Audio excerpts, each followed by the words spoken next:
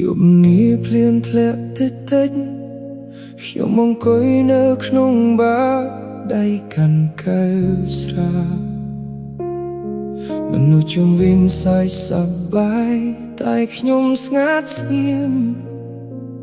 ព្រោះគ្រប់ដងហាមចេញចូលបងនឹកតែអូន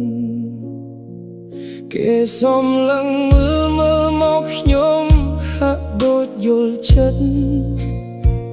គេមិនបានសួរតែគេមកជល់កៅជាមួយខ្ញុំ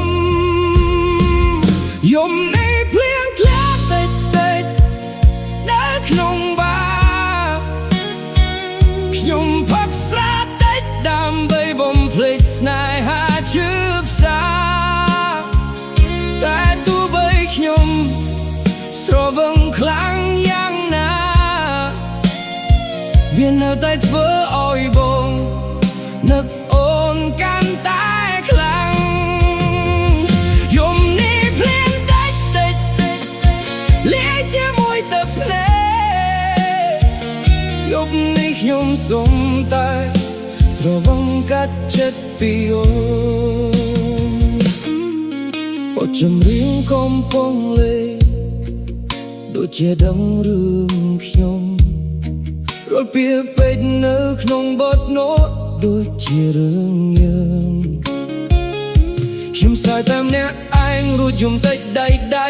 កាន់កែវស្រាព្រោះខ្ញុំខូចចិត្តរឿងស្នេហាដោយសារតែអូនបានទៅបាត់ហើយខ្ញុំដឹងថាខ្ញុំងងប៉ុន្តែខ្ញុំមិនអាចឈប់ផឹកបានព្រោះនៅក្នុងបារមានតែកែវស្រាកំដរខ្ញុំខូចចិ